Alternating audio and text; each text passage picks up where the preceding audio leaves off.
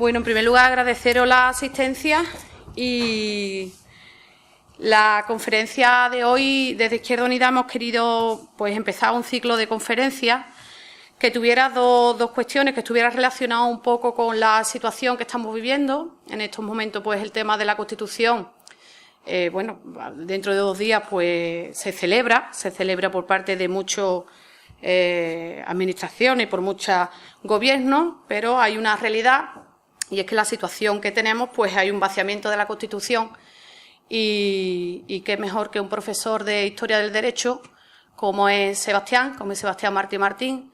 La cuestión es que queríamos enlazar el momento en el que estamos viviendo en estas conferencias, pero también que tuvieran alguna relación con nuestra ciudad. Y bueno, como sabéis todos y todas, Sebastián, la relación que tiene con nosotros es una relación directa. Él es de Carmona y es carmonense, y queremos que de alguna forma los compañeros, que en este caso es parte de nuestra vida habitual y de nuestra familia, que están en distintos ámbitos sociales, culturales, educativos, de la investigación, del conocimiento, y que en sus profesiones también tienen un reconocido prestigio, que de alguna forma vinieran a esa vinculación con nuestra ciudad y con los temas de actualidad. Decir que Sebastián Martín es profesor doctor de Historia del Derecho y de las instituciones en la Facultad de Derecho de la Universidad de Sevilla. Como investigador se ha centrado en las relaciones de poder y de recuperar la memoria de quienes las sufrieron.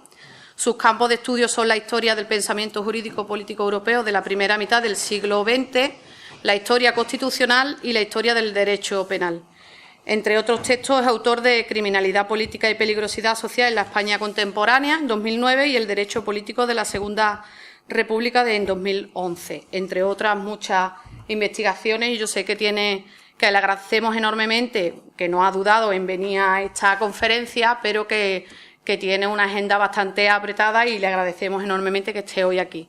Y como digo, centrarnos en el tema de la Constitución, porque consideramos que la Constitución ha sido devaluada a lo largo de los años por los distintos gobiernos, ¿no? Empezando por una ley electoral que potenció de alguna manera el bipartidismo y que generó actuaciones políticas que han producido una regresión democrática, incluso vaciándola de contenido, con, entre otras cosas, por ejemplo, con la reforma del artículo 135, cediendo la soberanía para hacer frente, entre otras cosas, a las exigencias de la Unión Europea y del Banco Central Europeo, sin referéndum a la ciudadanía, sin contar con el pueblo, y derechos como el derecho al trabajo, a la vivienda, a la educación o a la sanidad, derechos que quedan en papel mojado, por ejemplo, por los recortes presupuestarios.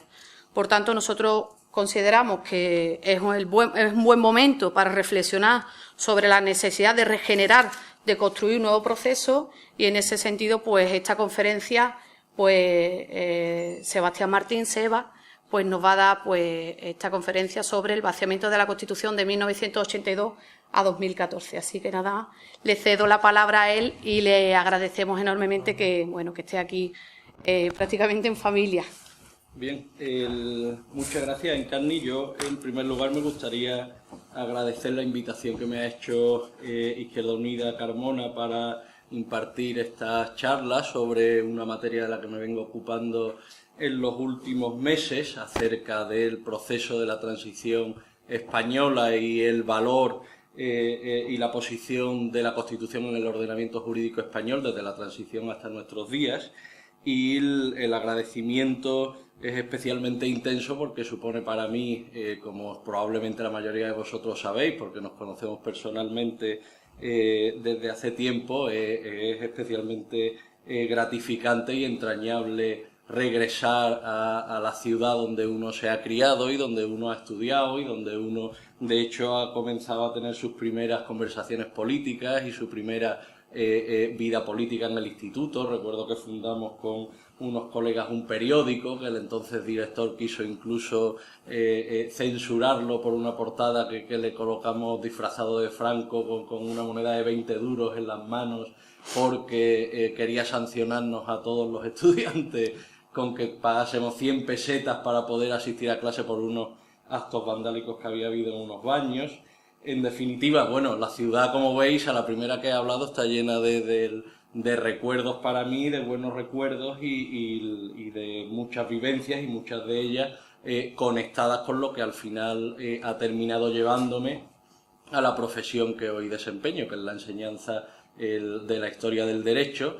Veo que tengo en el público algunos que han sido estudiantes míos y claro, yo es cierto que en la enseñanza de la historia del derecho, tal y como está enfocada, empiezo desde muy atrás, desde la Alta Edad Media, desde la caída del Imperio Romano en adelante, pero como pueden ver, la materia de mi preocupación profesional e intelectual suele centrarse en un periodo más cercano, en el periodo de la modernidad, de la época contemporánea y en concreto de la historia y trayectoria de los estados modernos, del Estado de Derecho, y de ahí que me interese especialmente el momento o la coyuntura actual como una coyuntura caracterizada por la descomposición de esos estados de derecho. Efectivamente, sobre lo que voy a tratar en estas charlas es sobre un fenómeno relacionado con la crisis que estamos asistiendo al menos desde 2008 y de manera más intensa en el caso español desde 2010, que es el vaciamiento de la Constitución, la pérdida de eficacia, la suspensión de su vigencia, el que su normatividad se haya quedado prácticamente reducida a algunos preceptos como el que declaran la indisolubilidad de la nación española o el título sobre la corona. Poco más parece que se mantiene en pie acerca de la Constitución. Pues bien, esta breve exposición, que efectivamente va a tener como hilo conductor, ¿no?, el desmontaje del Estado constitucional en España en las últimas décadas, va a detenerse ante todo en 4 puntos, que anticipo de entrada para que en el curso de la charla nos orientemos. En primer lugar, señalaré, porque ahí ya, ¿no?, nosotros tenemos un problema en origen, en el propio origen de la creación de la Constitución de 1978. Me detendré entonces para señalar esos problemas que se dan ya desde la raíz en el proceso constituyente que vive España después de la muerte de Franco, porque precisamente las características de aquella coyuntura histórica explican algunos rasgos definitorios de la Constitución española que la separan relativamente de otras constituciones de su misma familia, como la Constitución italiana del 48, o la alemana del 49, o la portuguesa incluso del 76, a pesar de que es tan próxima en el tiempo. Entonces, esa primera parte procurará efectivamente poner de relieve cuáles son los elementos que caracterizaron y singularizaron el proceso constituyente español y cómo en algunos de ellos ya se puede apreciar en raíz y en origen, ¿no?, las causas que han ido provocando la crisis política que hoy padecemos, una crisis cuyos rasgos generales no hace falta explicitar, ¿no?, desafección ciudadana, separación entre gobernantes y gobernados, una endogamia, una corrupción estructural, ¿no?, en determinados sectores institucionales y políticos, el fallo masivo en los organismos de control, de supervisión, de canalización de la voluntad popular, que han provocado, como indico, el que nos encontremos en una situación tan desastrosa como la actual. Pues bien, una vez cerrado este primer punto, el de las peculiaridades del proceso constituyente español, pasaré ya más en detalle a explicitar algunos jalones, algunos pasos fundamentales en este proceso de desmontaje del Estado constitucional. Alguno de vosotros quizás se haya sorprendido al señalar la fecha inicial de esta exposición en 1982, porque en buena parte del primer gobierno o de los primeros gobiernos del Partido Socialista, el engranaje constitucional funcionó relativamente mejor que ahora.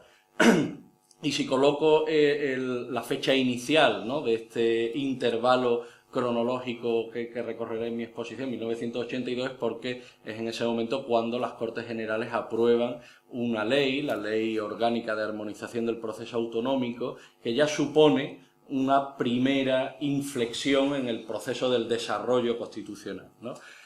Un segundo paso fundamental, de calado y de importancia, me atrevo a decir que incluso mayor que el primero, aunque el asunto autonómico y de la distribución del poder territorial en España sigue siendo clave, es el ingreso de España en la entonces llamada Comunidad Económica Europea, ingreso que se produce en junio de 1985 y cuya entrada en vigor comienza a 1 de enero de 1986. Y ahí ya, desde ese momento, como después diremos, se asumirán una serie de hipotecas y de cesiones de soberanía que están de nuevo en la base del vaciamiento del Estado constitucional que se nos ha hecho especialmente visible en la actualidad.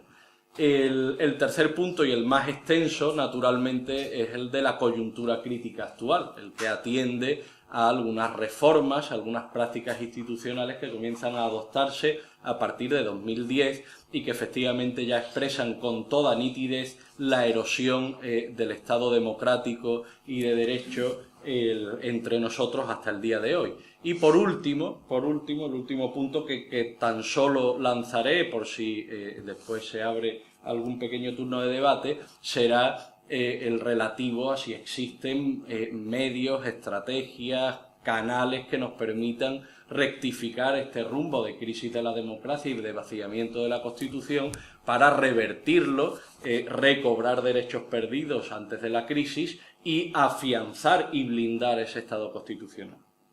Pues bien, en relación al proceso constituyente español, es cierto que los constitucionalistas suelen asociar, con buenas razones, la Constitución de 1978 a toda la familia de constituciones que se aprueban en Europa después de la Segunda Guerra Mundial. La Constitución italiana de diciembre de 1947, que comienza a regir en 1948, la Ley Fundamental de Bonn, que en principio, como sabéis, es la Constitución solo de la República Federal de Alemania, de 1949, la Constitución francesa de 1946, fundadora de la Cuarta República. Son constituciones que todas coinciden, ¿no? Y convergen en varios rasgos, en varias características. Por un lado, fundan estados democráticos y sociales, con lo cual, superando la experiencia de los fascismos, se restaura el sufragio universal, se restaura la democracia parlamentaria, se restaura, en definitiva, el pluralismo político, la pluralidad de partidos y las elecciones. Son constituciones que también convergen en otorgar, en atribuir un valor supremo a los derechos fundamentales, de manera que los derechos fundamentales vinculan en adelante el ejercicio de los poderes públicos, y no sólo de los poderes administrativos, del poder ejecutivo, sino también del poder legislativo, y a tal fin se instauran tribunales constitucionales que todos ellos tienen la competencia de controlar la constitucionalidad de la ley en caso de que vulnere preceptos constitucionales. Pues bien, estos elementos, ¿no?, que también compartirá con posterioridad la Constitución portuguesa de 1976 y la Constitución griega, también los encontramos en la Constitución española de 1978, y eso es lo que efectivamente hace que los autores asimilen el Estado español fundado tras la dictadura de Franco con los estados del resto de la Europa democrática occidental, ¿no? El otro elemento también de sintonía aparente entre uno y otros estados es su carácter social, el que en todos ellos se apuesta por lo que los politólogos llaman estado del bienestar, ¿no? Un estado donde se protege legalmente al trabajo, donde existe un sistema de seguridad social que protege a la población trabajadora ante las diferentes contingencias del trabajo, invalidez, accidente, desempleo, también pensión, y es además un Estado que provee que se encarga de garantizar determinados servicios como la educación, la sanidad o incluso la vivienda. Pues bien, todos estos elementos al parecer nos asimilaban al modelo de la Europa, el modelo constitucional de la Europa de entreguerras. Sin embargo, hay una cadena de peculiaridades sucesivas que singularizan el caso español frente al resto de los casos europeos. Y esa cadena comienza con un dato fundamental, y es que mientras todas las experiencias a las que he hecho mención son experiencias que se alzan y construyen en oposición neta a las dictaduras fascistas, en el caso español eso no ocurre. En el caso español, como ahora indicaré, pesa mucho una imagen acerca de nuestra historia constitucional en los siglos XIX y XX, y sobre todo a partir de la Segunda República, que impide que en el debate constituyente se articule o se decida una constitución en neta oposición a el engranaje del Estado dictatorial franquista. Esta idea, además, viene recogida en los preámbulos de las constituciones que os comento. La portuguesa, desde luego, porque fue fruto de una revolución, como sabéis, la revolución de los claveles, pero es que también una constitución como la francesa comenzaba así con su preámbulo. Tras la victoria de los pueblos libres sobre los regímenes que pretendieron sojuzgar y degradar la persona humana, el pueblo francés proclama de nuevo que cualquier ser humano, sin distinción de raza, religión o creencias, posee derechos inalienables y sagrados, con lo cual observáis cómo democracia, supremacía de los derechos, incluso como después seguirá exponiendo el propio preámbulo, garantía de los derechos sociales, se entienden como antídotos, como consecuencia de la derrota de los fascismos, ¿no? Entonces, esa carga antifascista es un gen que encontramos en todas las constituciones europeas de la segunda posguerra, democráticas naturalmente, pero que no está presente en la Constitución española. Y no está presente, evidentemente, porque la coyuntura es diferente, porque el proceso de transición es diverso, porque se trata, en expresión de Torcuato Fernández Miranda, de saltar de la ley a la ley, y entonces no hay una ruptura explícita con el modelo y el sistema institucional de la dictadura, sino que por el contrario, a través de la ley de reforma política y en unas elecciones generales que en principio no tenían carácter constituyente, termina encauzándose, ¿no?, dándose cauce a lo que al final sí fue, ¿no?, un proceso que tuvo como fruto una nueva constitución. Y es que si uno repasa las discusiones de la Comisión de Constitución y Libertades Públicas o de las propias Cortes, verá que en la España del momento, y además como un sentir común entre los representantes políticos, no digo que eso estuviese instalado en la sociedad, existe una idea, una imagen compartida acerca de la historia constitucional de España. Y esa historia constitucional se concibe como un fracaso colectivo, y un fracaso que se debe fundamentalmente a las oscilaciones entre dos polos contrapuestos, entre dos radicalismos, oscilaciones que terminaron desencadenando al final fatalmente la guerra civil. Y las Cortes Constituyentes del 78 se viven a sí mismas justamente como lo contrario, como un intento de detener ese movimiento pendular de la historia constitucional española, que conoce cartas muy progresistas, documentos constitucionales muy progresistas y otros muy conservadores, y colocar el fiel de la balanza en medio y acabar ya con el supuesto gen fratricida que caracterizaría al pueblo español. Claro, eso en términos constitucionales implicaba que todas las constituciones pasadas eran leídas como constituciones sectarias, como constituciones que una parte del país hacía para sí misma, pero con exclusión de las restantes. Entonces, la asignatura a resolver, ¿no?, el desafío a encarar por los constituyentes del 78 era por fin aprobar una Constitución donde cupiesen todos, con el fin, con el propósito de evitar la confrontación, de evitar la colisión entre radicalismos contrapuestos. Ni qué decir tiene que desde una visión algo más desapasionada de la historia constitucional española, esa imagen, como digo, compartida tanto en sectores del Partido Comunista y Socialista como de UCD y Alianza Popular, era una imagen por completo distorsionada. Era una imagen que en primer lugar pasaba por alto las disyuntivas la diferencia entre las disyuntivas del siglo XIX y las del XX, porque las existentes en el XIX estaban caracterizadas más bien por la confrontación entre la sociedad tradicional de antiguo régimen y una sociedad liberal moderna, mientras que las colisiones que se dan ya a partir de la Restauración tienen como elemento presente la movilización obrera antes prácticamente inexistente, y también olvidan, y eso basta un mero recuento numérico, que la historia constitucional española es la historia de un dominio hegemónico de las capas más tradicionales y conservadoras durante prácticamente los 2 siglos, con brevísimas experiencias democráticas como el sexenio, la Primera República o la Segunda, que son aniquiladas y segadas en muchos casos por la violencia y por golpes militares, ¿no? Con lo cual esa historia de que aquí se han estado dando bandazos de un lado a otro en realidad ocultaba una historia con predominio hegemónico conservador durante prácticamente 7/8, ¿no?, de su trayectoria.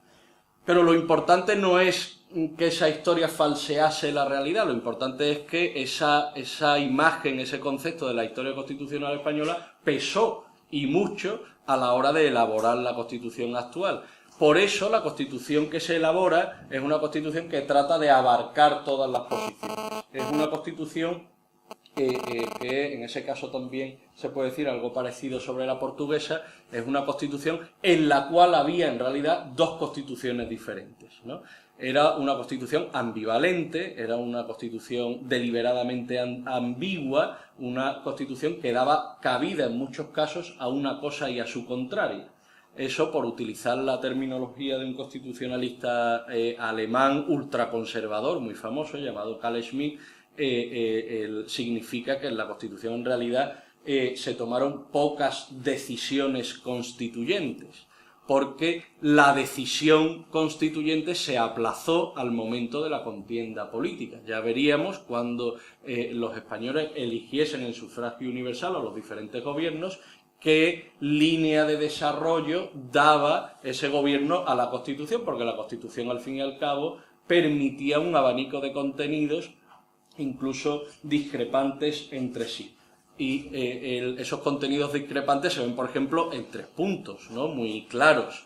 Por un lado, ¿no?, se dice que por imposición expresa del ejército, en el propio artículo 2, de la indisolubilidad de la nación española, patria única e indivisible de todos los españoles, que cuenta además con el carácter de fundamento de toda la Constitución, con lo cual entra ahí un poco en colisión con el principio de soberanía popular como fuente de todos los poderes públicos. Pero junto a esa afirmación inequívoca acerca de la unidad nacional española, se afirma la existencia de otras naciones que, precisamente para salvar la aporía, se van a denominar nacionalidades. Con toda la razón, en el debate constituyente, Manuel Fraga preguntó que qué diferencia había entre nación y nacionalidades, si era en realidad semánticamente lo mismo, y efectivamente semánticamente eran prácticamente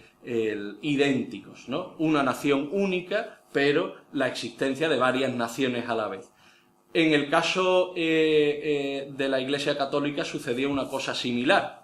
Nos encontramos con una cosa y con su relativa contraria en el propio articulado constitucional, porque efectivamente se declara la aconfesionalidad del Estado español, pero por otro lado la propia Constitución consagra relaciones de privilegio con la que se supone la confesión predominante y propia de la sociedad española, que efectivamente no hace falta que la indique, era la católica.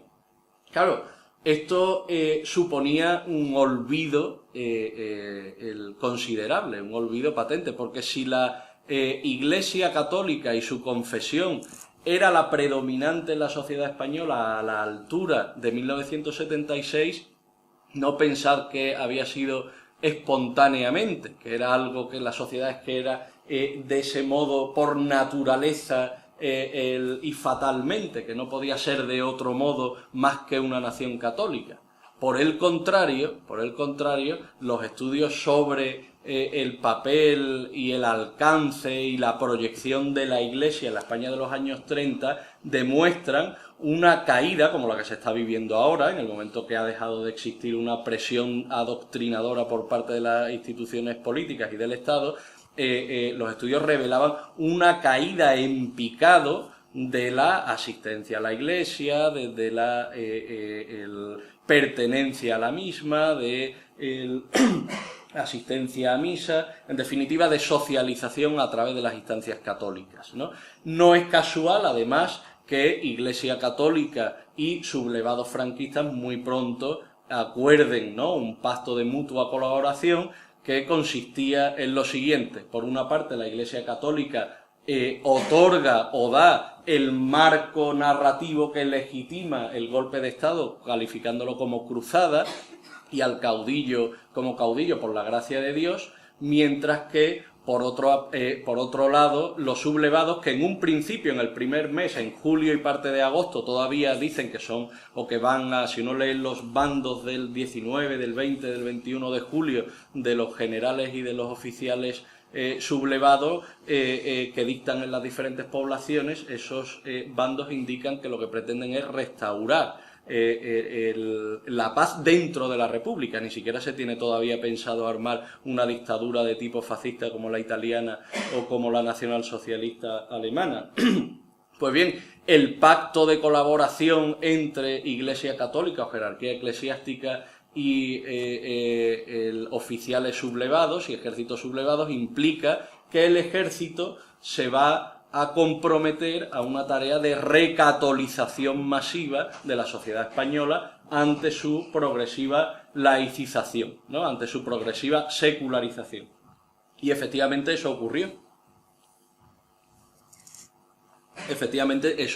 ¿No? Procesiones masivas por la Virgen del Pilar, declaraciones como en tiempos de la Edad Moderna de los conversos, de conversión al catolicismo falsas para salvar la propia vida, porque eran los eclesiásticos, ¿no?, los que al fin y al cabo tenían capacidad de delatar o de indicar, ¿no?, si efectivamente era republicano o era nacional. De hecho, ahora hay un libro de Francisco Espinosa, un historiador sevillano, sobre el papel de la Iglesia Católica en la Guerra Civil, sumamente clarificador en este sentido. Pues bien, todo esto para indicar hasta qué punto los resultados de la guerra estaban presentes también en la letra constitucional. Cuando la Constitución dice y se aceptarán relaciones privilegiadas con la confesión de la sociedad española, dando por hecho que la sociedad española tiene una confesión necesariamente, ahí no se hacía más que refrendar o que ratificar algo que no había sido fruto de la naturaleza y la espontaneidad, sino fruto más bien de algo tan artificial como un cambio y una ruptura abrupta en el curso histórico de España. Y por otra parte, otro elemento incluido en la Constitución que también fue ambivalente y ambiguo, ¿no?, al que se atribuían significados contrapuestos en función de quién lo interpretase, nada más y nada menos que el Estado social. Todos coincidían que fundar en España un Estado social implicaba lo siguiente: implicaba que para ser libre había que tener unas determinadas condiciones materiales satisfechas, ¿no?, vivienda, sanidad, educación, porque si no, las libertades se convertían en ilusorias. Si no había sanidad, educación, seguros sociales, etcétera, entonces la libertad devenía una ficción. ¿Qué ocurre? que esa promesa de igualdad económica relativa y de seguridad económica relativa que entrañaba el Estado social, unos y otros la interpretaban de diversas formas, porque las izquierdas pensaban que el Estado social permitía intervenir en la economía, permitía socializar sectores industriales, permitía, como dice el primer artículo del título 7 sobre Economía y Hacienda, poner, ¿no?, toda la riqueza de la nación precisamente en función de los intereses nacionales y no particulares. Ahora bien, había quien pensaba, y tenía buenas razones para hacerlo, porque era el camino que había adoptado ya Alemania desde los años 50, que hablar de Estado social era hablar de economía social de mercado. Era consagrar un sistema nítidamente capitalista regido por la libertad de empresa, por la iniciativa privada y por la soberanía de la propiedad privada, porque la libre concurrencia y las fuerzas económicas, ¿no?, dejadas a su libertad, conseguirían subir el nivel de renta nacional, con lo cual ya después el Estado podría redistribuir mucho mejor. Pero claro, de un Estado intervencionista y socializador se pasaba a un Estado abstencionista que meramente redistribuía. Y ambas figuras contenidas en un mismo lema, en una misma rúbrica, que era la del Estado social. Pues bien, estos son factores que efectivamente caracterizan muy señaladamente al proceso constituyente español con respecto a los europeos. Y otro final fundamental es el momento en el que se realiza. Mientras que las constituciones italiana, alemana, francesa se aprueban después de la Segunda Guerra Mundial en un momento que ha sido denominado como de consenso keynesiano, o sea que prácticamente todas las fuerzas, de democristianos a socialistas y comunistas, asumían que era necesario la intervención radical del Estado en la economía para garantizar servicios mínimos y una mínima homogeneidad económica.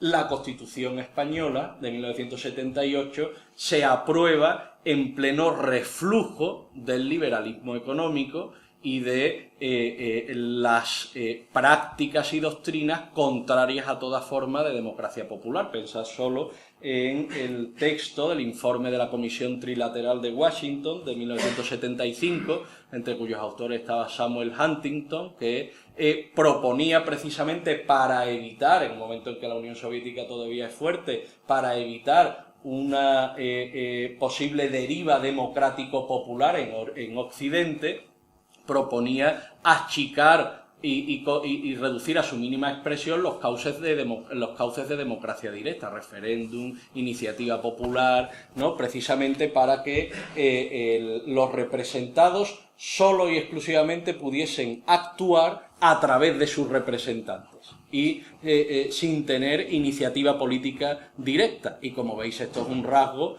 que después está presente y recogido en la Constitución Española del 78. Si vosotros comparáis el papel, ¿no?, y el alcance del referéndum, de la iniciativa popular y de otros mecanismos, ¿no?, que permitan la participación directa de la ciudadanía en los asuntos públicos, es minúsculo comparado nada más y nada menos que con la Constitución de 1931.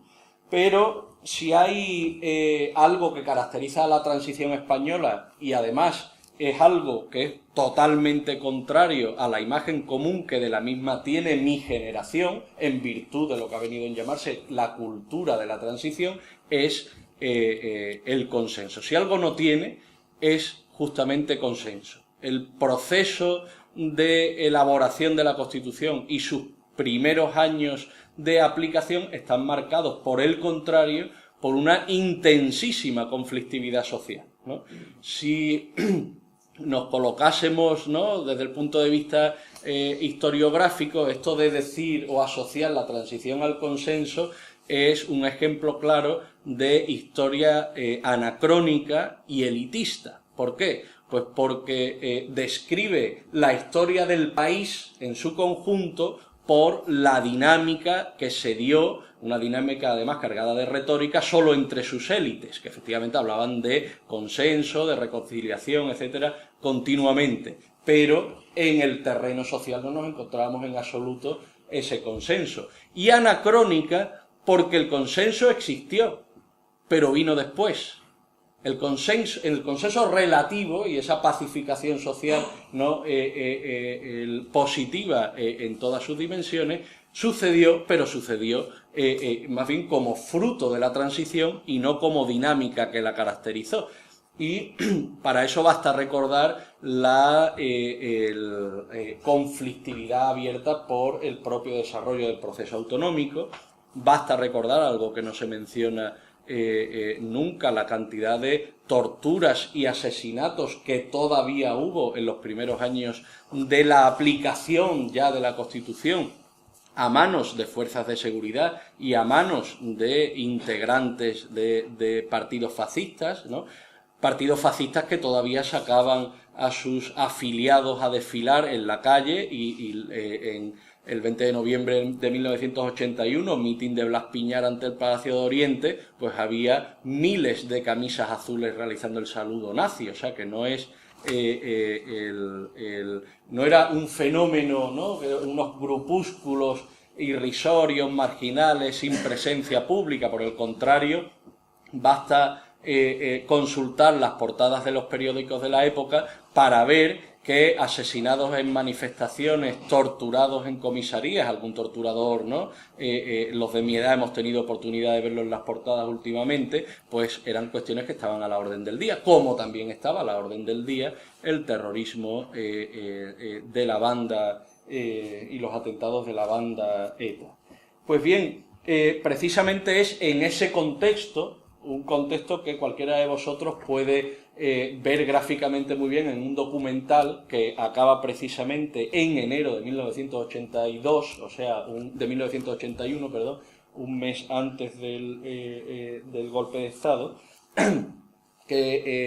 cuya directora es Cecilia Bartolomé y se titula No se os puede dejar solos. Si lo metéis en Google sale y veréis, ¿no?, el clima de confrontación social en buena parte provocado por el asunto de la articulación territorial del Estado, por el asunto del camino que para algunos estaba comenzando a tomar la aplicación del título octavo de la Constitución, que parecía abocado a desmembrar a la nación. Y precisamente en ese contexto se produce un golpe de Estado que es fundamental para entender el proceso constituyente español, pero no fundamental en los términos convencionales de que es ahí cuando se legitima el monarca, es ahí cuando ya se garantiza la democracia, etcétera, sino justamente en términos críticos con ese relato. ¿Por qué?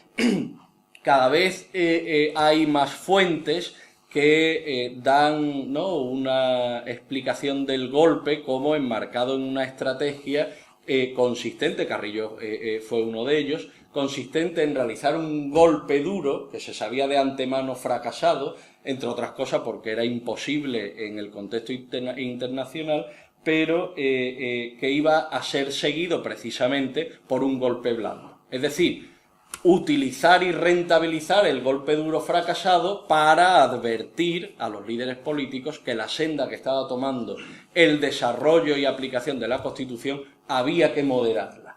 Y tal es lo que ocurre, de hecho, tal cosa es lo que ocurre, de hecho, 2 días después del propio golpe, cuando el rey llama a la zarzuela a Felipe González, a Calvo Sotelo, que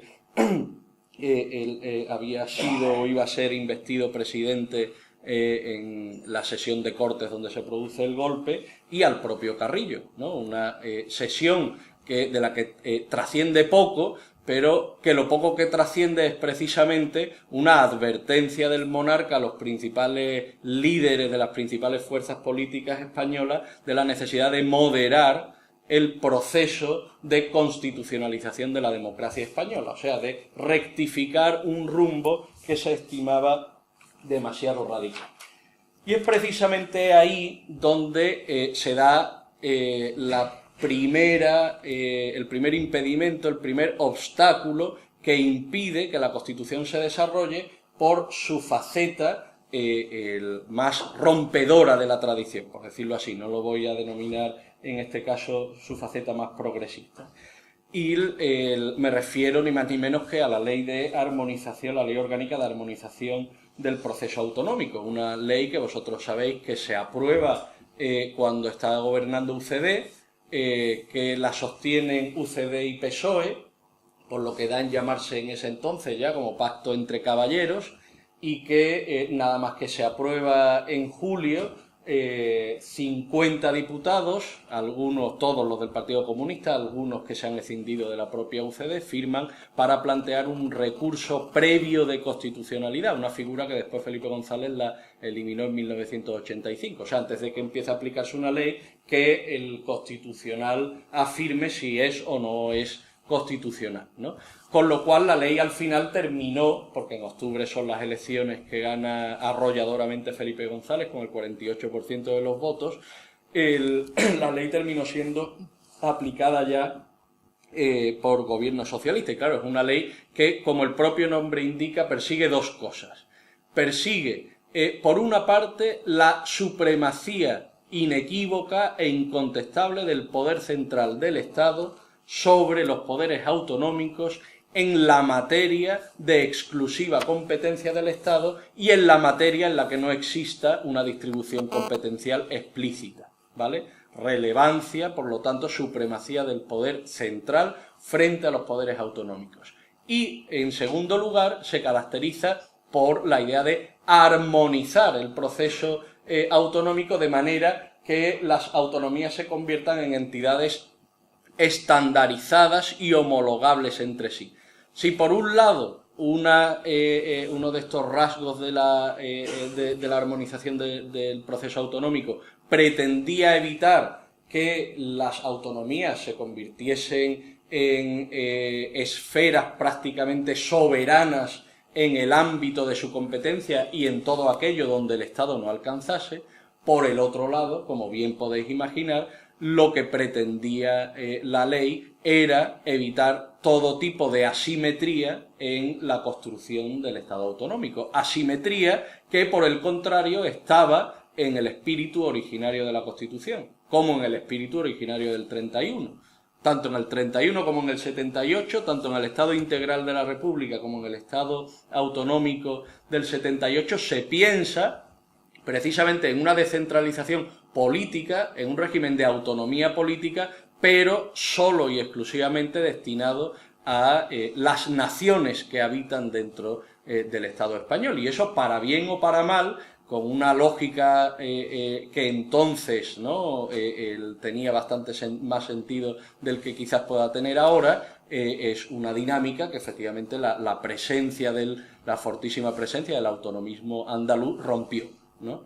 En segundo lugar, otro elemento de cierre se da 3 años después, con la suscripción de los tratados que entonces eran los tratados que conformaban la Comunidad Económica Europea.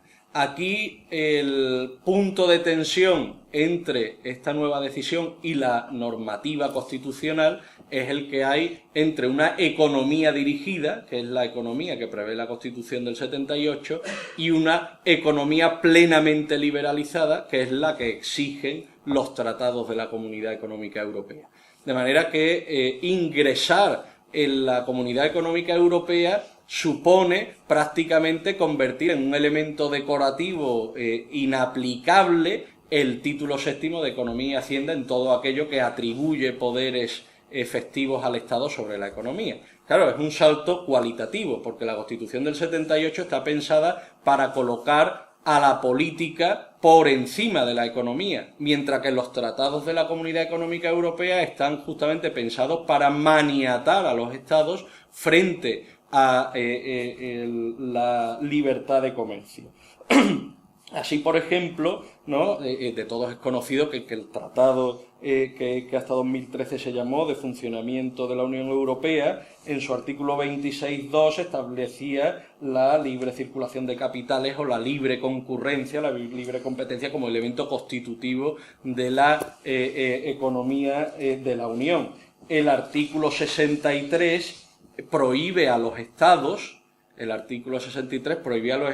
vetar todo flujo y todo movimiento de capitales entre Estados miembros y entre un Estado miembro y un tercer Estado externo a la Unión. Fíjense bien que es ya un mecanismo jurídico que garantiza prácticamente la evasión de capitales, ¿no? Porque el Estado no puede prohibir que yo todos mis capitales me los lleve, con lo cual, ¿no? Si viene un Estado que pretende hacer reformas y yo ahora con mi capital los chantajeo y digo, pues yo me llevo todas estas riquezas, pues tiene, de hecho, mecanismos jurídicos para que las pretensiones en sentido contrario del Estado se vean arruinadas.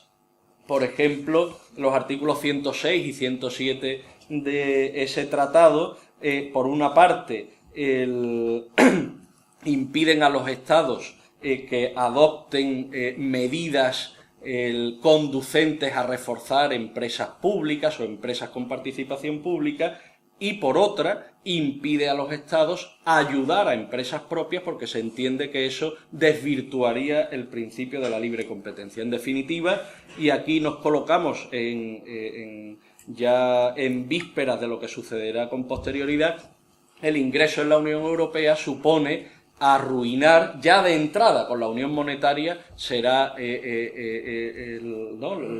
se cerrará el círculo. Supone arruinar ya de entrada, digo, el margen de autonomía del Estado a la hora de conducir soberanamente su política económica. Efectivamente, como os comentaba, los primeros años, del 85 al 91, del 86 al 91, fueron años bollantes. España crece prácticamente en más que ningún otro país europeo, pero en el 92 viene el chasco, un chasco que todo el mundo sabe cómo fue respondido por el gobierno socialista, con una devaluación de la peseta, la quinta desde 1959, algo que ya es imposible en la coyuntura actual, ¿no? Con la unión monetaria y el anexo al Tratado de Maastricht, donde se recoge los estatutos del Banco Central Europeo con sus competencias de emisión, control de la moneda, la inflación, etc.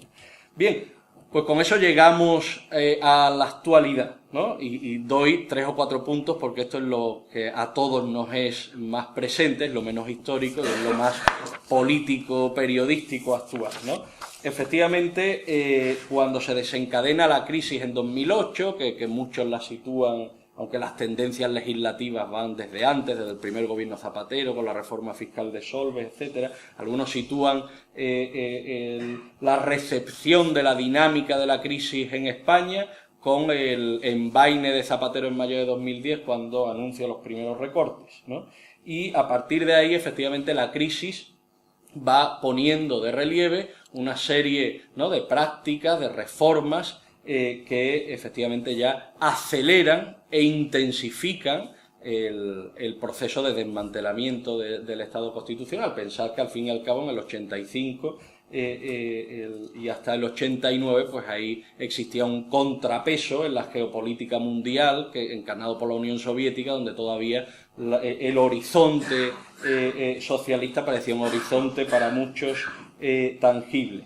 Pues bien, esas líneas de vaciamiento del Estado constitucional a partir de hace 5 o 6 años, yo creo que se pueden colocar en 5 puntos. Por una parte, estamos asistiendo a un declive claro de la democracia parlamentaria instaurada en la Constitución. Se legisla por decreto habitualmente, el Tribunal Constitucional además blanquea la legislación por decreto y prácticamente el Gobierno puede recurrir al decreto cuando le venga en gana, a pesar de que la Constitución le exige que sea en caso de urgente y perentoria necesidad. Los parlamentos, de hecho, están prácticamente desplazados por la acción del Gobierno, se han convertido en cajas de resonancia de los partidos que ocupan el Ejecutivo. De hecho, cada vez que sale a la luz una posible reforma electoral, son todas reformas en un sentido mayoritario, o sea, en el sentido de marginar cada vez más a las mayorías, con lo que eso supone de revisión del papel del Parlamento.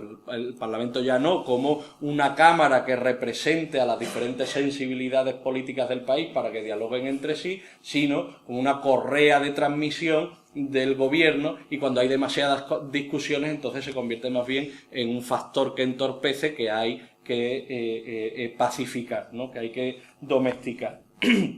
Por otra parte, además de esta crisis de la democracia parlamentaria, ¿no?, y de los mecanismos democráticos, ha habido una ruptura clarísima del pacto social. El pacto social, escenificado en nuestro caso en los pactos de la Moncloa, pacto capital-trabajo, ¿no?, es como la condición sociológica necesaria de la vigencia de un Estado social. Pues bien, ese pacto social entre nosotros prácticamente se ha eliminado, ¿no? Las sucesivas reformas laborales del Partido Socialista y del Partido Popular, ya contraviniendo claramente lo establecido en la Constitución, han eliminado el carácter vinculante de los convenios, han favorecido la negociación individual y a nivel de empresa, o sea, han generado o han articulado un marco jurídico de las relaciones de trabajo que rompe radicalmente con el existente en la anterioridad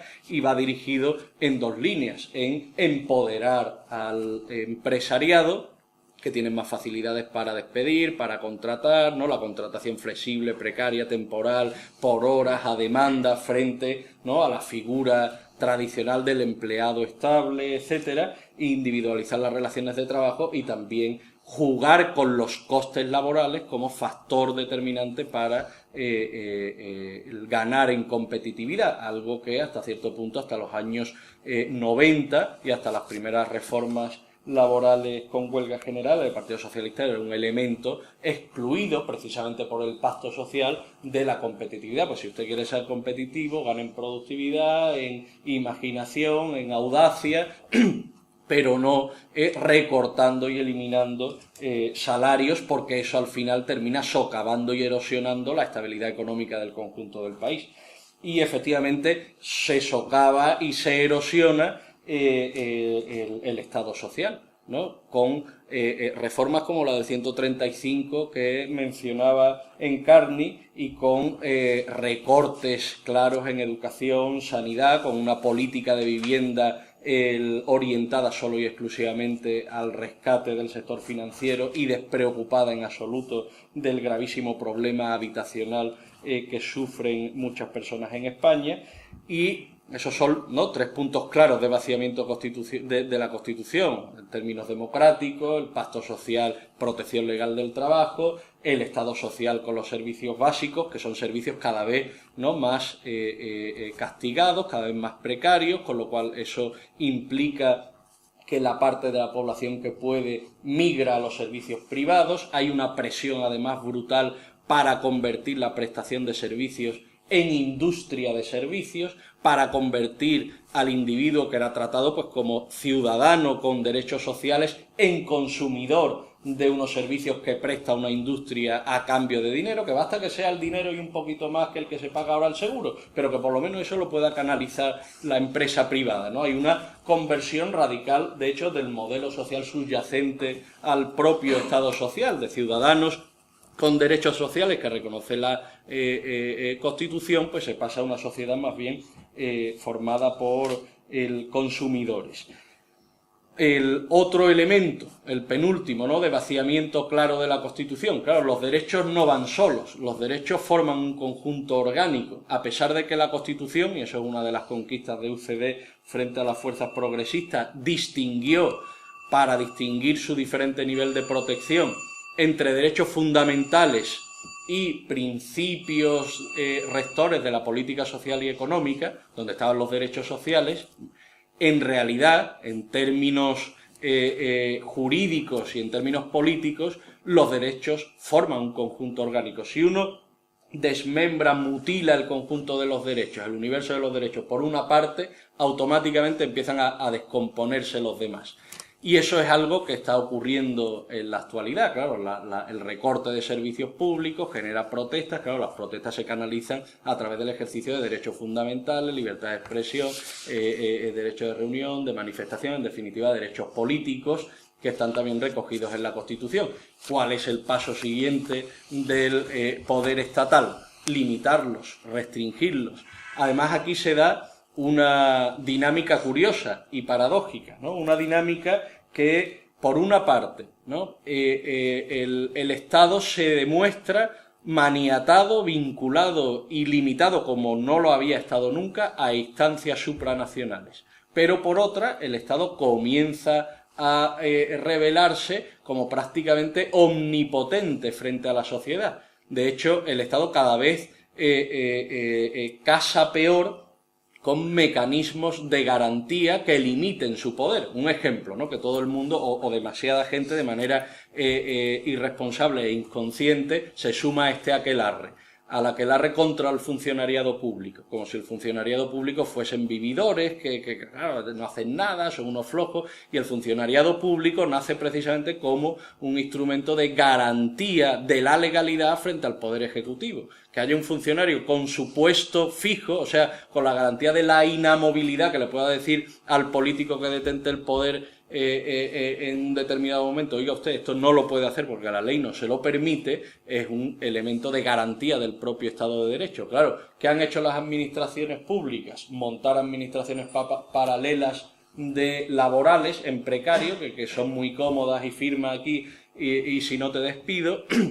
O lo que se está haciendo ahora, directamente vaciar las administraciones públicas mediante tasas de reposición, etcétera, ¿no? Pues esta idea de que los derechos forman un conjunto orgánico y de que la merma de los derechos sociales se está traduciendo también en restricción de los derechos políticos en los que se basa cualquier democracia, se va a ver próximamente con la aprobación de la Ley Orgánica de Seguridad Ciudadana, una ley orgánica que efectivamente empodera, ¿no?, a las fuerzas de seguridad, que abre todo un espacio de represión con multas además muy cuantiosas, administrado en exclusiva por poderes gubernativos, o sea, sin tutela judicial, y ahora ya si quieres vas a un juicio, no penal, sino contencioso administrativo, y pagas las costas que acaba de imponer, ¿no?, o que se impusieron desde hace 2 años con la ley de tasas. En definitiva, un elemento de vaciamiento de la Constitución es el que afecta también a los derechos fundamentales. Y otro y último es que cualquiera de vosotros podría decirme, bueno, pero la Ley de Seguridad Ciudadana tendrá que pasar el control del Tribunal Constitucional. Claro, también lo pasó el decreto de reforma laboral. ¿Qué ocurre? Pues que aquí, por una parte, a través de las reformas como la del 135 que ha realizado el poder socioeconómico, ¿no? Porque al fin y al cabo ahí los poderes de los partidos han sido más bien submandatarios. Y, por otra parte, a través de la colonización política del Tribunal Constitucional, y todo el mundo sabe cuál es, ¿no?, la trayectoria y las lealtades a que responden muchos de ellos, pues efectivamente se ha conseguido una relativa neutralización de la Corte Constitucional, con lo que las leyes parlamentarias, bastando una mayoría, por cierto, irrisoria, ¿no?, que tener el 30%, el 28%, pues con los mecanismos del régimen electoral vigente, eso se amplifica ya en el Parlamento, y esa ley, que en realidad responde, ¿no?, a las pulsiones de un sector proporcionalmente menor, pues terminan siendo también avaladas por la jurisdicción constitucional, aunque nieguen sus preceptos. Bien, ¿cómo se remonta esto? Eso es algo que dejo para el debate, que llevo ya 51 minutos, le dije que iba a hablar 45 y ya me he pasado 6 minutos. Es francamente difícil. Yo creo que es un desafío titánico, ¿no? Desde luego, lo primero que hay que tener presente es que el actual marco constitucional permite cierta rectificación del curso de los acontecimientos y permite inspirar otras políticas de sentido inverso, de garantía de los derechos políticos y sociales, de saneamiento de las instituciones para que respondan a su propósito originario, pero claro, para eso hace falta una correlación de fuerzas que permita una inspiración diversa a la que ha predominado en los últimos 20 años. Claro, y es ahí donde, pese a la irrupción de nuevas fuerzas políticas, pese a la entrada en escena ¿no?, políticos y economistas y dirigentes con, a mi juicio, ¿no?, bastante más valía que los existentes, a pesar de todo eso, es una tarea difícil. Es una tarea difícil porque enfrente, pues, está el orden mediático constituido. No sé si ninguno de vosotros ha reparado, si alguno de vosotros ha reparado que mientras toda la prensa escrita en España, prácticamente toda, quitando un par de excepciones autonómicas, es de derechas. En España no todo el mundo es de derecha, ¿no? Y se ve clarísimamente un ejercicio de presión impositiva para tratar de canalizar y de mover la opinión pública hacia los esquemas mentales y hacia el patrón interpretativo que sostiene un determinado sector, que es mucho más minoritario de lo que aparenta ser si uno ve la composición de los medios escritos, menos mal que existen ya medios online, ¿no? ¿Qué ocurre? Pues ocurre que, aunque dentro del marco constitucional si cambia la correlación de fuerza, que es algo que no ha sido nunca tan posible como ahora, aunque siga siendo muy difícil, hay puntos que creo que tienen difícil solución en el actual marco constitucional. Y eso lleva, más que a una reforma, probablemente lleve a una reforma de la reforma, o sea, a una reforma del artículo en el que se ponen las condiciones que son extremadamente rigurosas para realizar una revisión parcial o total del texto constitucional, con la finalidad de llevar a cabo, ¿no?, un proceso de reconstitución o de reforma a fondo donde se consulte y se tenga presente de manera mucho más frecuente la participación y la decisión del cuerpo electoral. Tener presente además que sería una manera, y con esto concluyo, de remontar la Constitución del 78, pero partiendo también de ella y reconociendo todo lo de positivo que tiene, que ha sido, por desgracia, y comienza a ser mucho más desde hace pocos años, desplazado, ¿no?, y anulado. Una manera, digo, de partir de la Constitución del 78 para, en lugar de lo que ocurrió entonces, que era, ¿no?, en plan lentejas, las comes o las dejas, esto es lo que hay, vota sí o vota no, claro, lo que has tenido es dictadura, si quieres democracia te tragas la corona, te tragas, ¿no?, o sea, ese menú, pues abrirlo un poco más y que la ciudadanía y el cuerpo electoral pueda participar de manera más directa y de manera más intensa en la posible elaboración de un nuevo texto constitucional. Pero claro, ese momento que algunos claman para allá de apertura de un proceso constituyente, a mi entender, solo llevará a buenos frutos cuando se hayan agotado las posibilidades inmanentes a la propia Constitución, que están todavía por explotar. Pues bien, muchas gracias y debatimos ahora lo que queráis.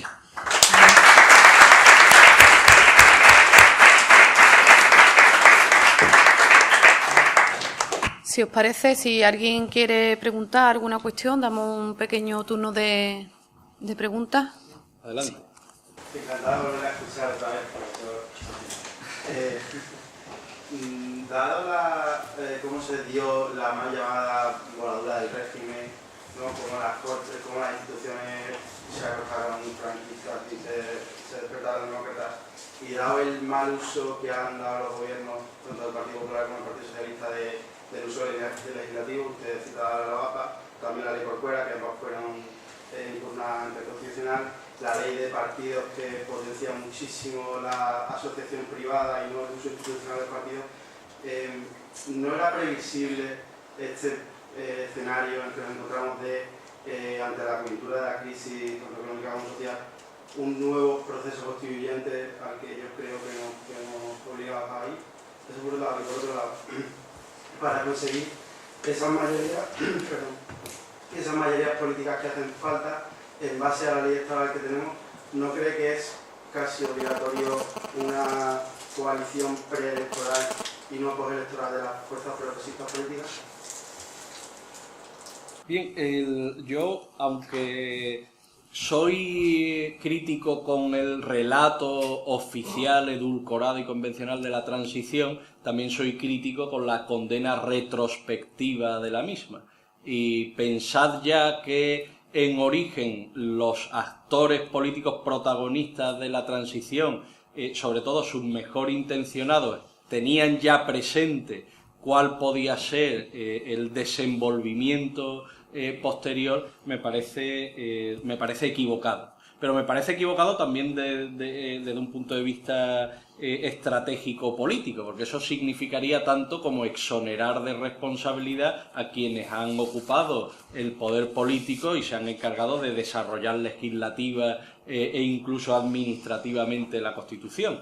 Creo que en buena medida esa responsabilidad le incumbe o le incumbía a quienes efectivamente contaron con mayorías electorales para poder hacerlo. Cierto es que post festum, o sea, a toro pasado, uno mira hacia atrás y ve claros déficits en mecanismos de transparencia, en mecanismos de democracia directa, que fueron precisamente, ¿no?, el constitucionalismo liberal más pro régimen, o más pro sistema, más pro statu quo, dice, no, es que al referéndum se le quiso dar poca cabida porque se recordaban los plebiscitos franquistas, y como aquello era más bien una expresión dictatorial, pero bueno, uno lee las discusiones constituyentes y desde la primera intervención de Herrero de Miñón ve clarísimamente que la opción era por lo que ya los conservadores estadounidenses y los conservadores alemanes dictaban, ¿no? Hay que reducir al mínimo, la sociedad está demasiado convulsa, ahí está la Unión Soviética todavía, las vías de democratización popular que precisamente quien las abandera, para sorpresa mía, en la discusión constituyente, el Partido Socialista, no el comunista, en las vías de profundización democrática, referéndum, iniciativas, esas se niegan ya en ese momento porque precisamente pueden generar derivas socializantes, ¿no? Entonces, efectivamente, en ese momento ya podía tenerse presente que el régimen podía estar llamado a cierto anquilosamiento, y si le sumas el régimen electoral, pues a cierta oligarquización, no digo que no. Claro, según, porque yo conozco materiales y fuentes constitucionales, ¿no? Los que estuvieron allí militando conocen mucho más que yo de cuál era en realidad lo que daba fundamento a todas esas discusiones, ¿no? Pero el papel del Partido Comunista y del PSUC y también del PSC catalán, que tienen todavía en mente la posibilidad de que haya una transición legal al socialismo, que ha quedado recogida en la Constitución de Portugal del 76, piensan que con que existan banderines de enganche en la Constitución, alusiones a la planificación, a la socialización de industrias, etcétera, ya las contradicciones crecientes que irá teniendo el capitalismo, según un relato, ¿no?, una visión de la historia propia de la tradición marxista, esas contradicciones irán que una parte cada vez mayor de la ciudadanía cobre conciencia de su posición en el conjunto de la sociedad, de la plusvalía que le retiran, etcétera, y entonces se adhiera a un proyecto socialista y vote. Por eso la Constitución en principio es aceptable, porque permite dar ese salto sin imponerlo, ¿no? Sin imponerlo. La República, en cambio, sí que imponía bastante más el tema socializador, ¿no?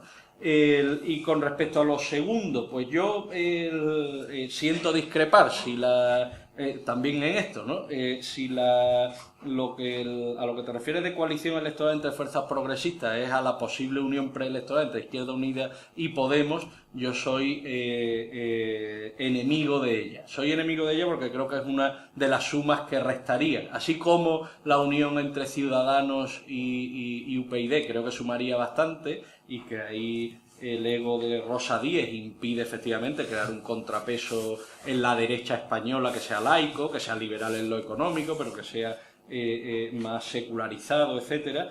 En el caso de las izquierdas, a la izquierda del PSOE, creo que lo más inteligente desde el punto de vista estratégico es una cooperación. No digo que no pueda haber acuerdos puntuales en circunscripciones menores, donde precisamente el reparto de escaños y los cocientes perdidos, ¿no?, obliguen o aconsejen a ir juntos en una lista acordada como sea, precisamente para que esos votos no vayan por completo a la basura. Pero la estrategia general en el país y en las ciudades principales tiene que ser, a mi juicio, de independencia, porque cada vez se va revelando más que responden a estrategias, propósitos y cuentan con una identidad diversa.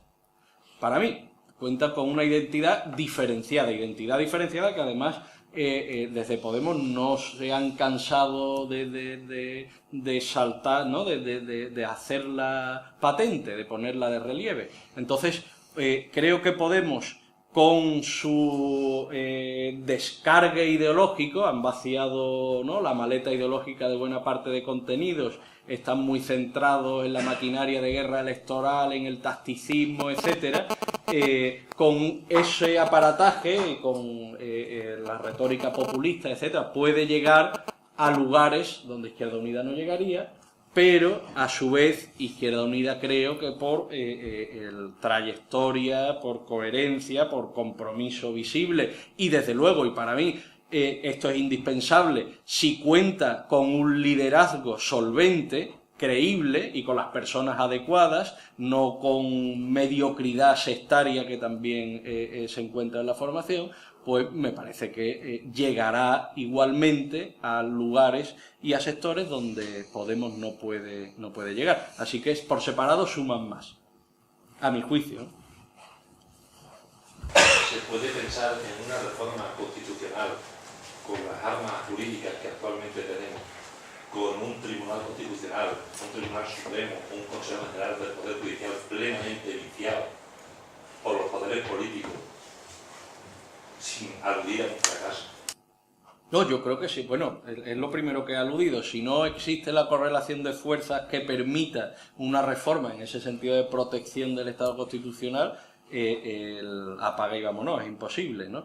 Es más, es que creo que esa correlación de fuerzas no es exclusivamente interna, sino que tiene que ser también internacional y tiene que abarcar necesariamente a Portugal, a Francia, a Italia y a Grecia, ¿no? Y ahí el primer desencadenante puede ser Syriza en Grecia. Hay, ¿no?, una división cada vez mayor en el Partido Democrático Italiano, precisamente porque el actual presidente Matteo Renzi y el anterior Letta están en esta misma línea de vaciado de la Constitución del 48 y en el caso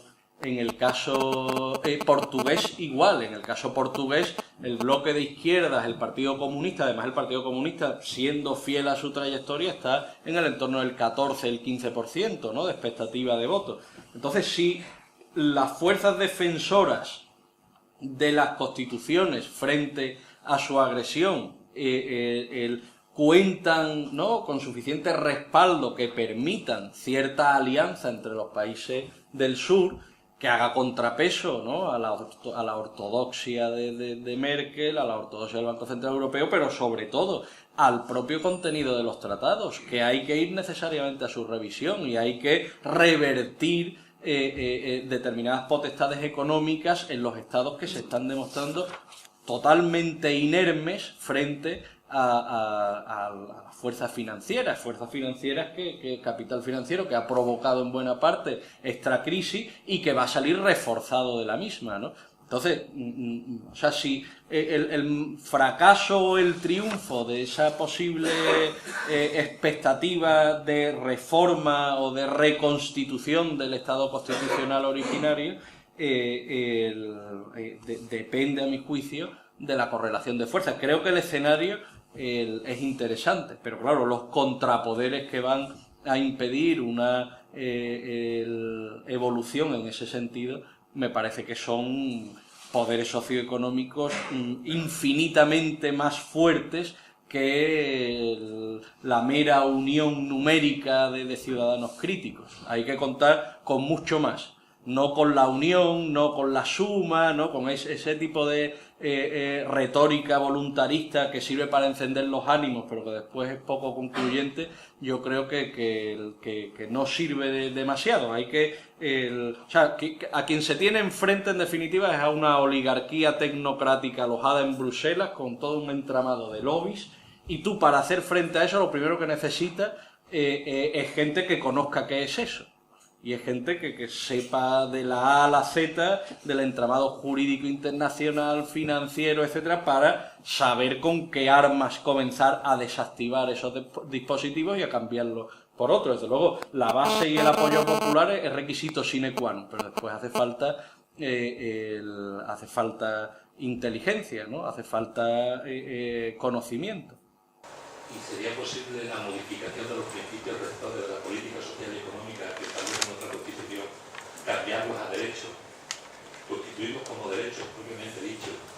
¿Es una utopía o existe algún antecedente histórico en otras constituciones? No existe. Vaya, que no haya distinción interna entre el grado de normatividad de unos derechos y otros, existe en la portuguesa originaria, que efectivamente después, siguiendo el ejemplo español en la reforma del 82, ya se diferencia entre derechos del trabajador, sí colocados en los derechos, y principios o derechos económicos, sociales y culturales, ¿no?, a efecto de su normatividad. Es cierto que la efectividad de los derechos sociales es diversa desde el punto de vista institucional, o tiene que ser diversa desde el punto de vista institucional, respecto de la defensa y protección de los derechos individuales y de los derechos fundamentales y políticos, ¿no?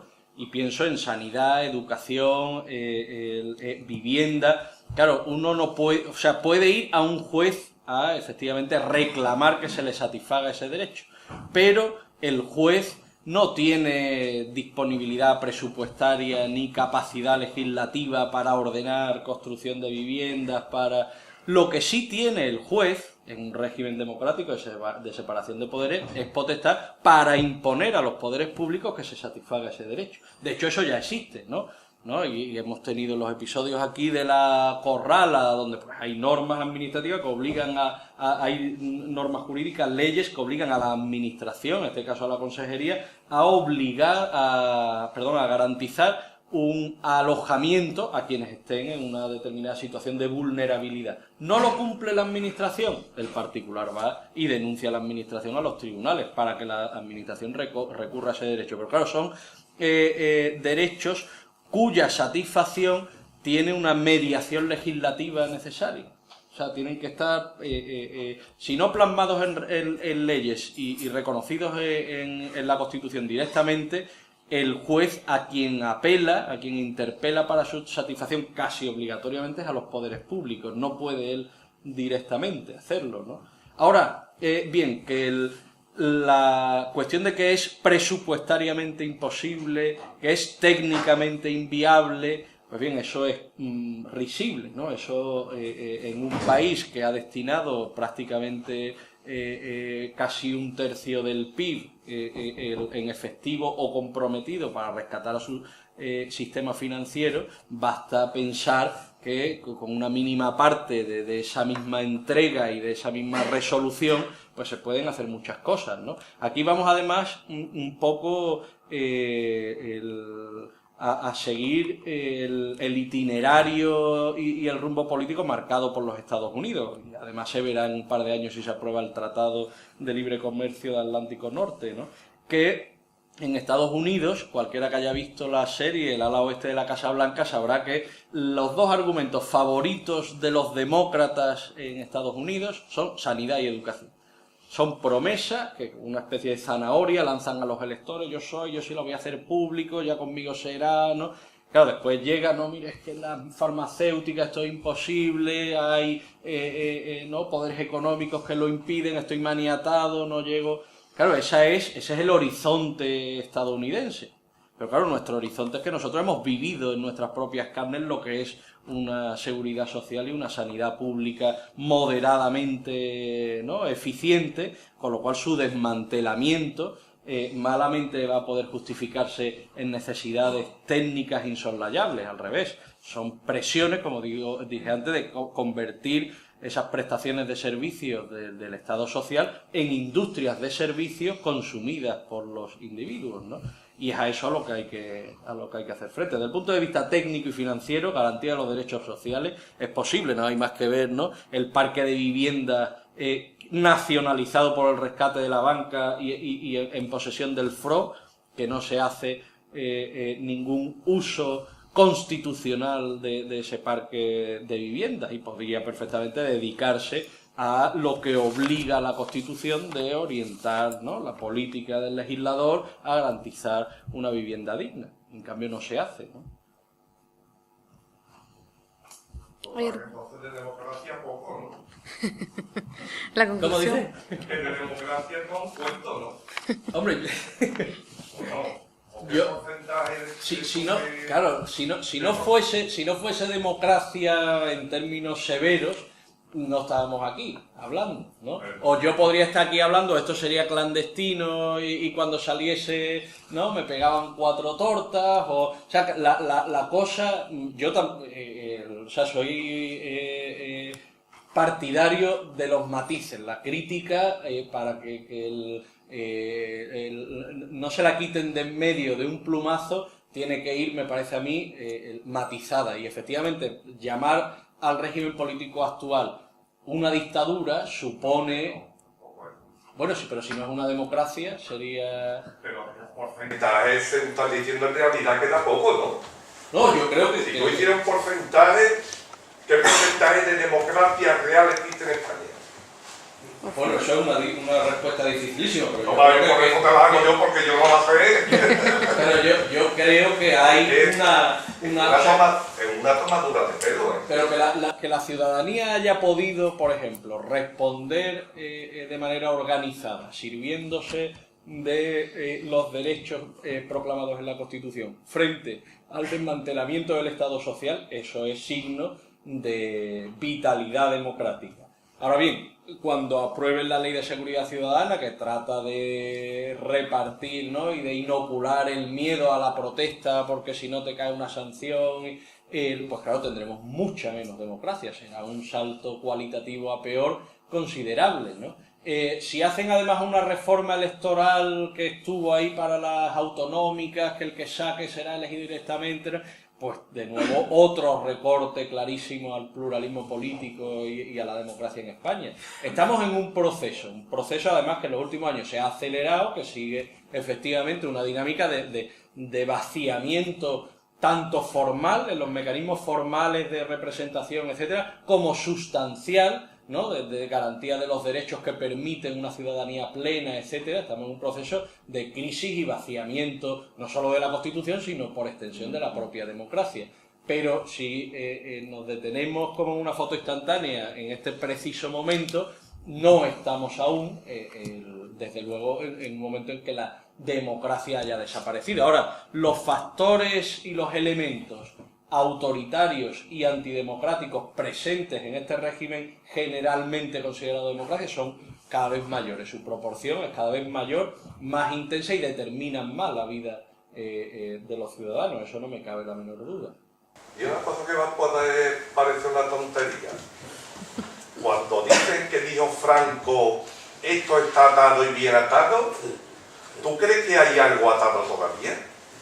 Hombre, yo creo que algo atado hay, claro, que algo atado hay. O sea, lo comentaba antes, si hay un elemento que diferencia y distingue el proceso constituyente español respecto del resto de los procesos constituyentes europeos, es que aquí hay una continuidad sociológica, institucional y económica de los resortes, espacios e instancias de poder de la dictadura brutal, la magistratura, la universidad, la burocracia, el ejército, ¿no? que bueno, fue prácticamente Felipe González con política de pensiones, etcétera, pero ahí hay un lastre considerable. Y bueno, el principal partido, iba a decir el principal partido de la oposición, ¿no? Que es el que gobierna en la actualidad, es heredero directo pues del partido que no desconecta y no ha condenado todavía el franquismo.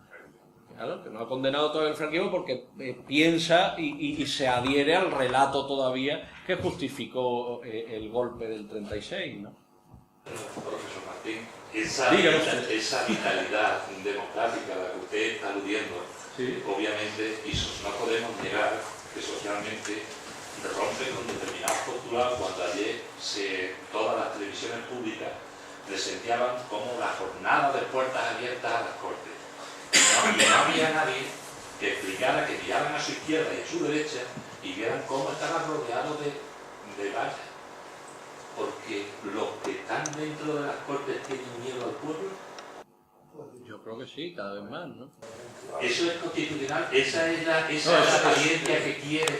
Claro, eso es un ejemplo, la imagen gráfica que tú has dado, un ejemplo claro de vaciamiento de la Constitución. Yo creo que la Constitución pensada en el 78, aquella que afirma que los ciudadanos españoles participarán a través de sus representantes o directamente, el modelo democrático que tiene el 78 en origen no es, creo, o no tenía por qué ser, mejor dicho, el que ha terminado siendo en la actualidad.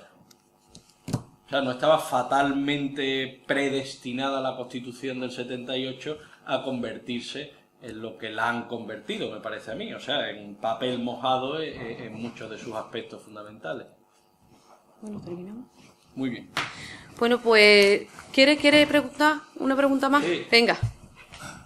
No estoy muy bien de la garganta, pero bueno, si has dicho algo de pasada sobre el Podemos. Creo que te he escuchado Sí. sobre el Podemos.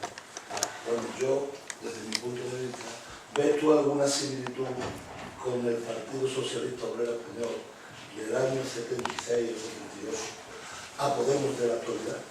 Yo veo similitudes más que a nivel de partido, a nivel de personas. Yo creo que Pablo Iglesias e Íñigo Errejón, que son buenos comunicadores y tipos serios, han tenido que repasar hemeroteca de televisión española y ver intervenciones de Felipe González, intervenciones que, siendo para mí uno de los políticos que más antipáticos me resulta, son intervenciones que hay que reconocer su brillantez y que hay que reconocer una agilidad, una rapidez, ¿no? y un poder de seducción que explican desde luego, junto a otros factores sin duda, el golpe y las ganas de evitar cualquier regresión autoritaria, que explican ese auge. Entonces yo creo que a eso está también. Pero otra cosa, en Podemos veo también ciertas esperanzas fundacionales originarias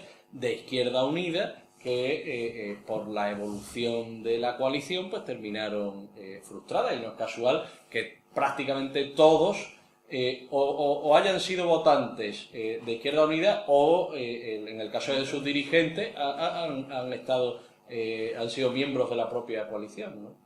Bueno, yo te Sí. pregunta porque que me contestaste. ¿Es populismo tanto una cosa como la otra? No, Desde mi punto de vista existe un populismo muy paralelo. O sea, aquí sacamos un Felipe González que seduce, hay claro. algunos que lo conocemos, que aprovechó el populismo que está aprovechando Pablo, Yo veo Gerardo. el populismo, o sea, la palabra populismo se puede encajar ahí. Yo creo que se puede encajar en los dos casos, pero es que en el caso de Podemos, la estrategia populista es una estrategia deliberadamente adoptada, pero en términos académicos. Todos son profesores universitarios, todos se han formado en la sociología izquierdista portuguesa latinoamericana, Boaventura Sousa Santos, Ernesto Laclau, la francesa Chantal Mouffe, y todos ellos, sobre todo Laclau, son teóricos del populismo. ¿Qué ocurre? Que el populismo que practican es un populismo de izquierdas, es un populismo que, pese a que ellos se quieran quitar de en medio la etiqueta, precisamente para hacer populismo y llegar donde más lejos puedan llegar, pero el teórico al que sigue uno de los cerebros, Íñigo Errejón, ¿no? Ernesto Laclau, que por cierto falleció en abril aquí en Sevilla, ¿no? Este Ernesto Laclau, claro, señala expresamente que ese rechazo de los liberaldemócratas al populismo oculta también un rechazo al populacho, a la plebe, ¿no? Y que eso, desde una postura de izquierda, no es muy coherente, que al revés, que lo que hay es que conseguir que ese populacho y esa plebe reconducirlo y canalizarlo con consignas, con lemas, ¿no? Lo que se llama el significante vacío, el significante flotante, que se rellena de un determinado contenido semántico político, que todo el mundo se adhiere a él, se le pone una cara, un liderazgo carismático, y allá que van pues a seguir a Evo Morales, a Hugo Chávez, a Correa, etcétera, porque todo eso es política populista. El inventor como suele ocurrir casi siempre, la práctica viene antes que la teoría, eso lo sabe todo buen marxista, ¿no? Antes que existiese Laclau existió Perón, y claro, son todos neoperonistas, ¿no? Son todos... Perón logró aglutinar, o sea, por eso el fenómeno peronista es tan extraño a los europeos, logró aglutinar desde sectores tradicionales conservadores a todas las capas obreras, precisamente porque en los años 40 Perón es el que hace más avances en el Estado social, pero a la vez que estaba garantizando pensiones, garantizando prestación por desempleo, subidas salariales, limitando el poder de los empresarios, estaba, curiosamente, depurando la universidad para que solo diesen clases ultraconservadores, ¿no? Con lo cual es una cosa que llama la atención, pero claro, se hizo con el apoyo popular, tanto que hasta día de hoy pues sigue siendo básicamente el peronismo el que gobierna, ¿no? ¿Qué ocurre? Claro que eso tiene sus peligros y también tiene sus ventajas. Yo creo que Podemos, eso lo dicen los propios, lo dice hasta Susana Díez, no está tan ducha en atacarle incluso por minucia. La gran ventaja de Podemos en España ha sido que ha evitado que se dé un frente nacional, como en Francia. El Frente Nacional, si uno lee el programa de Le Pen, los lemas de Marianne Le Pen, es anticapitalista, es contra la Unión Europea, es contra la soberanía de los poderes financieros, es de proteger al comerciante local, al trabajador, etcétera. Claro, ¿por qué tiene tanto apoyo y en cambio el Front de Gauche de Mélenchon tiene menos? Pues primero porque el Front de Gauche todavía tiene el sello de proceder en definitiva del Partido Socialista Francés, porque cuando Mélenchon, que procede del Partido Socialista Francés, funda el Frente de Izquierdas, el Partido Comunista Francés estaba en un 1,8% de los votos, estaba prácticamente para desaparecer y lo resucita, pero claro, lo resucita como pasa en Die Linke en Alemania, un sector procedente de la socialdemocracia, harto ya de la conversión al neoliberalismo de los socialdemócratas, ¿no? Entonces, ahí hay un sector popular que, bien porque no se cree el relato comunista, bien porque ya ha visto, ¿no? Porque tienen ya más de 20 o 30 años de razón política despierta, ha visto el itinerario, pero si tú has sido ministro con Lionel Jospin, ¿no? Como ahora estás con Frente de Izquierda, y se van a Marine Le Pen, ¿no? Una duda, y eso os lo pregunto yo a vosotros, claro, y esto es jugar con fuego. Está clarísimo que a los intereses de las mayorías populares españolas le conviene una revisión drástica de los tratados europeos tal y como están ahora mismo constituidos. O sea, no se trata de antieuropeísmo cultural, sino de convertir Europa en otra cosa, no en una tecnocracia de oligarcas y lobbies, ¿no? Claro, eso podría lograrse si Marine Le Pen rompe ¿no? las encuestas y gana abrumadoramente en Francia. O en Inglaterra la unión está... Claro, entonces eso es jugar con el diablo, ¿no? Porque claro, el auge de los fascismos, ¿no? Habéis visto lo que ha pasado en Suecia ayer, que la ultraderecha ha roto ya el gobierno de izquierda, un gobierno de izquierda además logrado justamente como respuesta en contra de recortes y de la doctrina de la austeridad. Los conservadores habían comenzado a adherirse a las políticas de Bruselas con buenos resultados y en cambio la población ha dicho no nos da la gana, que yo prefiero pagar 4 puntos más de IRPF y que aquí esté todo el mundo garantizado, que yo no me encuentre a nadie desasistido, porque eso al final afecta a la propia cohesión social, ¿no? Y han ganado socialdemócratas y tenían un gobierno con verdes y con izquierdistas, pero claro que no llegaba a la mayoría absoluta y le han negado, no ha podido sacar los presupuestos y ha disuelto las cámaras. En definitiva, hay un momento de auge de la extrema derecha. A nosotros, Podemos nos ha liberado de que las capas populares se vean seducidas por líderes ultraderechistas. Desde ese punto de vista, la función que han jugado me parece buena. Y dentro de la estrategia populista también. Bueno, si no hay ninguna pregunta más, agradecer a Seba. Yo creo que ha sido... Ya, pero ya veo que me podéis seguir preguntando, pero bueno, llega un momento que tenemos que terminar.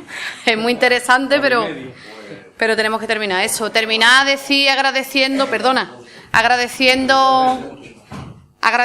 a Seba esta conferencia y terminar diciendo que hoy es 4 de diciembre y también hay que recordarlo, y él ha hablado del Estado de la Autonomía. En 1977, pues los andaluces y las andaluzas salieron a la calle a pedir autonomía. Bueno, y también fue asesinado Caparrós, ¿no? En ese día, tal día como hoy. Y yo creo que la reivindicación, las manifestaciones, no solo las urnas, sino la calle, salir a la calle, porque la solución no solo estará en las urnas y en los votos, sino que estará también en salir a la calle, claro, y eso es importante.